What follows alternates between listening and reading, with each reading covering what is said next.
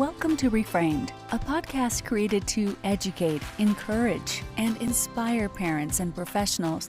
The Gladney Center for Adoption staff know parenting a child that has a history of loss, abuse, neglect, or trauma requires parenting skills and insight to be reframed in order to create a loving and caring environment.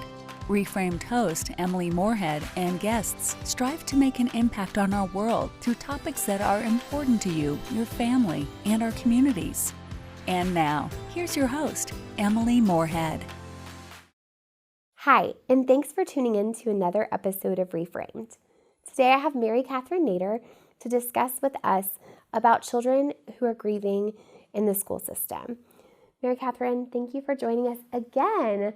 We're so glad to have you back. Thank you. Thanks for having me. Absolutely.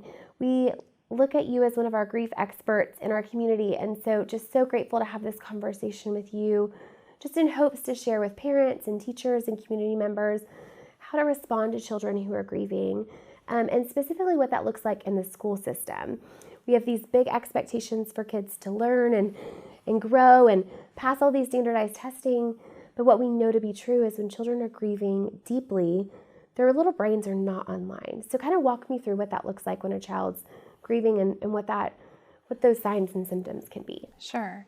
I think when kids are grieving, they've lost more than just that person, just that person, or if they've recently moved, that place, or whatever it might be in their life. They've also lost that piece of their identity. Mm-hmm. They've lost their perspective of the world. Yeah. They've lost a sense of control in the world because they've seen how quickly and easily things can change and be gone forever. Yeah. So a lot of times that produces anxiety in kids. That's often the first reaction that they have. Sure. They've lost a lot of other relationships typically, or those dynamics have changed at home. If it's been a parent or a sibling that's died, mm-hmm. that changes so much of the dynamics. Their schedule has changed, their routine has changed. Whatever their morning typically looks like might have changed. So just coming to school that day, it might have been somebody different who dropped them off, who got them ready, who made their lunch for them. So many things have changed, their support system. So it's more than just losing that one person. They've lost so many things in their life. And I think sometimes we focus a lot on that person, but we forget how much that affects a child or a person's life. It affects the whole system. Yes. And I think it's really great that you're talking about it's not just death. It can be a move. It can be a divorce. It can be, yes. Parents disagreeing. It can be a parent's loss of job. And so the grief spectrum is so wide. Oh, yes. So what do we look for in kiddos who may be exhibiting some of these changes if parents aren't communicating that with teachers? Sure. For the teachers to look for... Yeah, or professionals. Sure. They would look for anxiety often. Often anxiety can go back to some sort of a loss, something that changed. Looking for just a sense of sadness, of course, or it can be the opposite. Sometimes kids just can start being really outgoing or really engaged, trying to keep their mind off of it. So really a change of behavior can happen, whatever direction that might be. Reaching out maybe for more help, just needing more connection, or it could be withdrawal in the classroom, seeing them kind of staring off or not just being able to focus. That can happen a lot. I know with some of my clients that's an issue because they have that grief brain is what I like to call it, where there's just a piece of their brain that's missing and they're just not able to focus on this worksheet in front of them. It literally does not make sense. I come from a family of teachers, and so oftentimes it's so difficult for teachers to manage a classroom of 20 plus children and then be able to reframe kind of the lens of this child isn't just seeking attention, they're actually struggling. Yes. So how can we work just in our community as parents and as teachers and professionals to kind of retrain our brains to acknowledging like there could be a need behind this behavior. Let's look into this and kind of follow it. Sure. I think just that is perfect, just to think there's always something behind a behavior.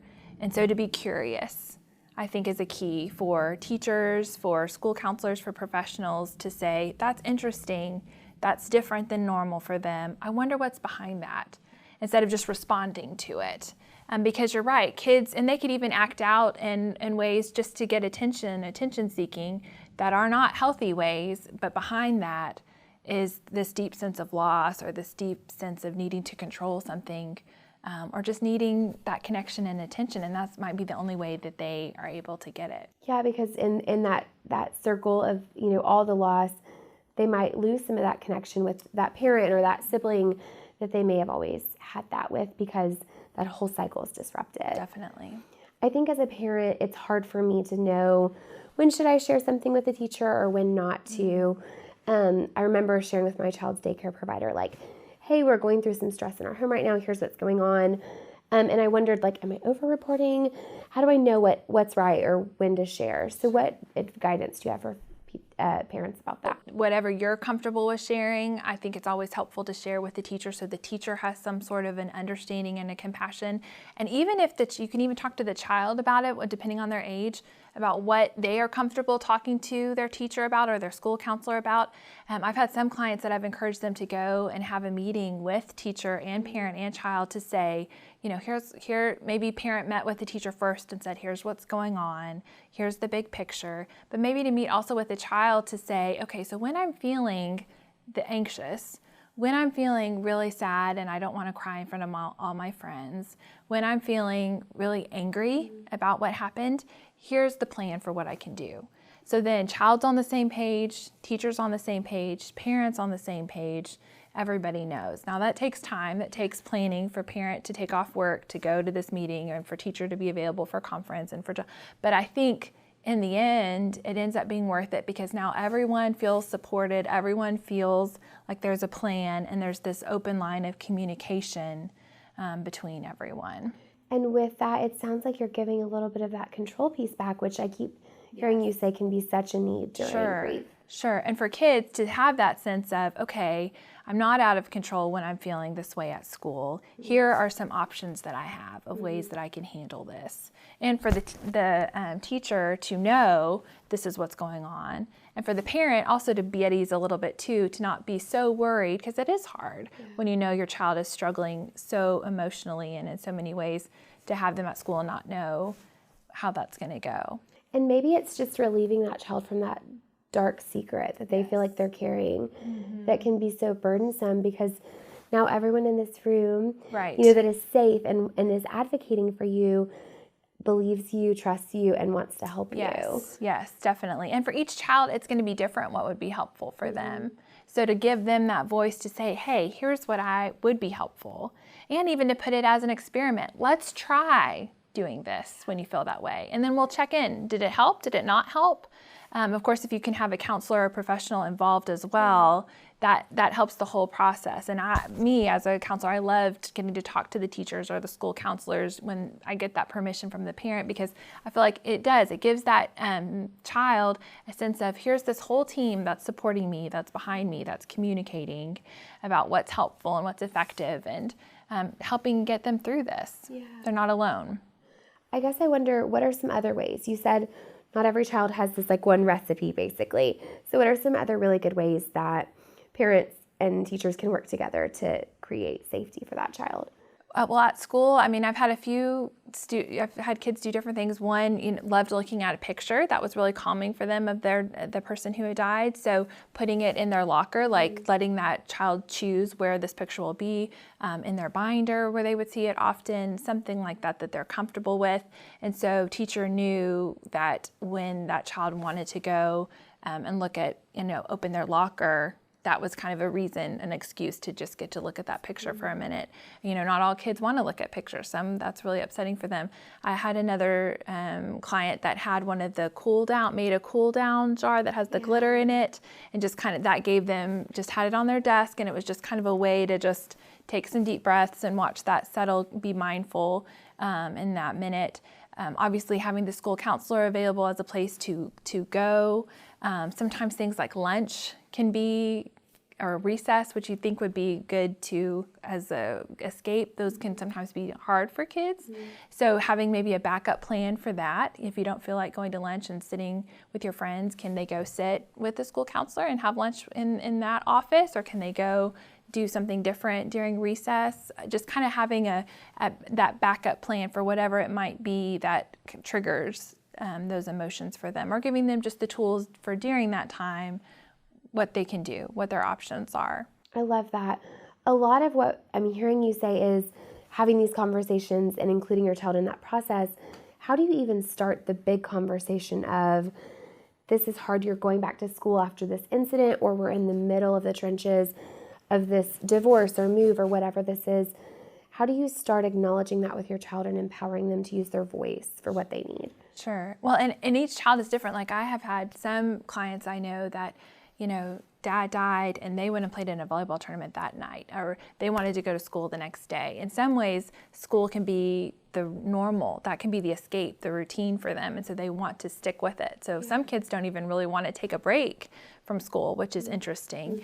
But for those who have had a break and then are going back, I think just keeping those open lines of communication, like you just said, just acknowledging it, saying, hey, you haven't been at school in a while. I know this might be difficult, maybe meeting with the teacher before they go back to school, and saying, what do we want this day back to look like? What are you comfortable with the rest of your class knowing? Do you want the teacher to tell them what's happened? Do you want to tell them what's happened? Do you not want to talk about it with any of your friends? How do you want to handle if you feel upset in the classroom? What are some things that you can do? Just talking through that. And then at the end of the day, having a debrief. How did it go? What was difficult? What worked today? And just letting them feel that sense of control. What if you have a kiddo who shuts down? I want to talk it all out. I want to, express my feelings. And growing up, I remember my sister was completely the opposite. And so how do you balance that if you're parenting siblings, or, you have one child that you're really worried about, just kind of taking it all in and not doing anything with those feelings? Yeah, I think you have to respect that. I'm more of a shut down, let me figure it out inside, and then I'll come talk to you about it. So I think giving them that space to do that, and then checking on them, not just letting them stay in their room for hours on end, but respecting that space. I think other great ways are giving them a journal, maybe something that they're comfortable writing in and then sharing with you. So maybe those times where I have this with my daughter, that she's more like I am, harder to come up with words verbally sometimes. So she has a journal that when she's upset or she just has mixed emotions about something, she can just write in the journal, and then there's a special place that she leaves it for me, and then I'm able to see it. And then we either talk about it or I write to her back in the journal about it. And she knows I'm going to read it. And it's just this kind of open line of communication that we have. And it's an option. It's not something that we use all the time, but it's available and it's there. And so that's something that can be helpful for those kids that might have a hard time coming to say, I want to talk to you about this. Even they can write in the journal, Mom or Dad, I need to talk to you about blah, blah, blah. And so then that gives the parent the ability to just go say, hey, you said you wanted to talk about, let's talk about it. Is this a good time? So it just kind of gives them another avenue of doing that. Or I even know of families who have different signals, that they just have like a little symbol that the child leaves like by their bed. This means I need to talk to you about something. So the child might not feel comfortable coming and saying, I need to talk to you. But if the parent comes and initiates the conversation, then they can. I love that. And I've heard the journal thing from a lot of our families at Gladney, and that's been a really sweet way to give control of that child when they're ready to have that conversation, especially our kids who have really hard histories, and they know within their own bodies when it's safe or not safe for them to kind of talk and process that out. What does it look like for families who are adopting or fostering? How do families share with the teacher in a balanced way, here's my child's history, here's what their needs are, while also protecting their story? It's just such a question that we always try to find that answer to, because it's a really delicate balance. And often you can't share the story. So I think you don't always have to share the story, but maybe you can share, here are the things that we're struggling with right now. Like behaviorally, and here are the things that we have found that are helpful to do. And to, again, same thing, and even include the child if possible. In the classroom, we're struggling with this, or this might be an issue. What are some options we have here? What are we going to do when this happens? And kind of just being upfront about it with the teacher and the student and parent, foster parent, so that everybody, again, is on the same page. Again, that takes time, it takes planning. all that stuff. But I feel like doing that up front saves a lot of time and stress and emotions in the end. A lot of the children that we work with in our foster care adoption program have moved on average about 6 to 10 times during their time in foster care, which is devastating. Right. And a lot of that is you move your school, you move your home, you have a new set of foster parents. Like, it's just so disruptive and scary and vulnerable for them. So how do we help kiddos day one that are in your class or, in your private practice and they've seen 5 other therapists? Like, how do we instill safety in children in those new grief transitions? Because we know their brains are offline. Right. Yeah. I think trying to talk to them about it as much as possible, just saying, what do you need? What would help you to feel safe here? Maybe going to see the new classroom before they enter it, or when they're first coming to their new home, to look around and just have a conversation about it. What are you noticing? What else do you think would add to this environment that would help you feel comfortable here? Is there anything that we could do on your desk or your locker or in your room, or just kind of giving them that space? And they might not just have something right then that they want to share, but then at least you've asked and you've opened that conversation. Well, if you think of anything, let me know. Is there anything that makes you feel uncomfortable here? Maybe there's a place in the classroom that they'd prefer to sit. When I worked with kiddos from hard places who I was a forensic interviewer, and so they would come in and interview if there was an allegation of abuse or neglect. And I remember there was really small ways that we helped instill safety, like we had a basket of snacks where they could see it. And that was something that, we had volunteers that generously donated those items. What can teachers do and professionals and parents to kind of instill that safety for their children, where there's stability in small moments? Sure. Maybe if the teachers also had some sort of a way for kids to signal to them that they needed to talk about something important. I think that can be helpful, whether it's a symbol or whether it's some sort of a sign or whatever that might be.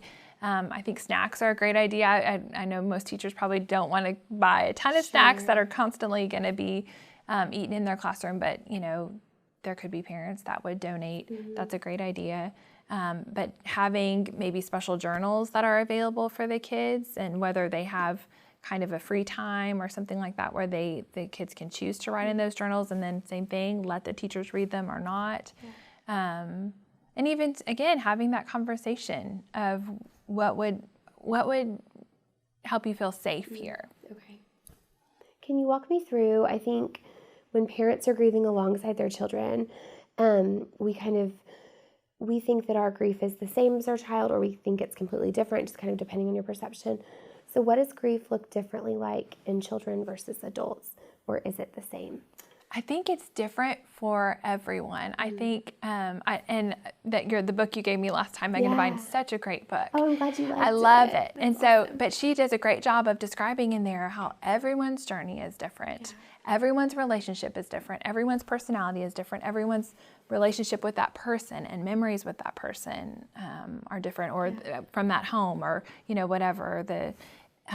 So I think everyone's journey is just so different, and to take away assumptions of you must be feeling this way, because they might not be, and there's not a right way or a wrong way to grieve, and it's going to be different each day, the emotions and experiences that they have. So I think for parents and children to give each other that grace and that space, knowing that what they're experiencing with the other person is probably different than what I am experiencing right now, and that's okay. And how can I take care of myself, but also make sure that they get the help that they need? And I think it's so important for kids to see their parents getting help and taking care of themselves, because that models for them what it looks like to grieve in a healthy way. But it also shows the kids it's okay to get help. It's okay to say that I need help. And then it gives the child that relief. It takes that burden off of them of having to care for their parent. Because that's what we see a lot, is that kids feel like they can't grieve because they've got to take care of parent who's grieving. Whereas if they know parent is grieving and taking care of themselves, and I even encourage parents to tell their kids, hey, mommy or daddy, I'm going to counseling to talk about my grief, because that's a good thing to do. And, you don't have to carry that load. I'm doing this, And so I think it's just helpful for kids to feel that sense of relief that they're getting help personally as a child, and then parents are getting help as well. And then they talk about it together, for sure. I love that modeling. I think that's so beautiful of mom isn't carrying this by herself either, and I don't expect you to either. Exactly. There's a beautiful permission in that. Yeah. What about schools? I'm thinking about like if there's a tragedy in the school, if there's a student who's lost, even like if there's a child who has cancer. Right. I mean, the culture of the school, how can a school embrace grief and lean into that and model it for their children in a healthy way? I think having an open dialogue about it is so important. Giving the students a permission and avenues to grieve, besides just having counselors available to talk and having, conversations about it in the classroom, depending on the situation and what's going on. Also, any sort of artwork, any sort of like project, individual or group that they can participate in as sort of expression, I think is great. Any sort of writing of letters or just any sort of big projects. A lot of times when kids feel like they can participate, somehow it gives them that sense again of empowerment, but also just a way to feel not alone, supported. Here we are as a group, and here's what we're doing, in memory of our friend, or to help our friend who's struggling with cancer, whatever it might be. I think that can be really helpful. I remember I went to the Oklahoma Memorial, yes. And there was this beautiful, I can't remember exactly where it is in the museum, but there's this beautiful layout, and children created tiles. And so it was a whole school, and it was, they were beautiful, and they were dark, and they were, it was the true reality of what grief was. And that school was totally leaning into those children and allowing them to do that collectively through art. And it was beautiful, and it was raw, and it was real. And it's one of my favorite parts of the museum. I like tear up talking about it because it was so pure. It really, really was. And it was a great way to do it. That's a great idea. I love that. I love artwork, especially for little ones, to kind of have, if they don't have the words, but their bodies, have that feeling as well. Yeah, I think that's really helpful for sure. So Mary Kathryn, tell me about what tools teachers can have or professionals can have to support children who are grieving. Sure. I think there's a lot of great organizations in our community that teachers and school counselors can reach out to. One are comfort dogs. I know there's a few different organizations that have comfort dogs that will come to the school, especially after a death. I think that can be just so helpful and healing for kids just to have that experience with those sweet dogs.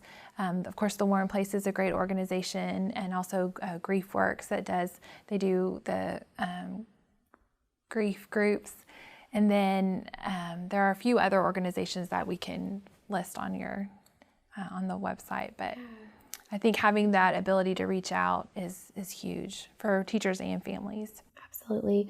We'll plug all the resources that we talked about today in our show notes, so you have a toolbox for children who may be in your classroom or in your practice or even in your home who are experiencing grief. Thank you so much for tuning in today for another episode of Reframed. We look forward to seeing you next time. Thanks for listening to the Reframed podcast. Be sure to visit gladneyuniversity.org to access the show notes and discover upcoming trainings at Gladney University. We'd love your feedback, so please head to iTunes and rate, review, and subscribe. Until next time.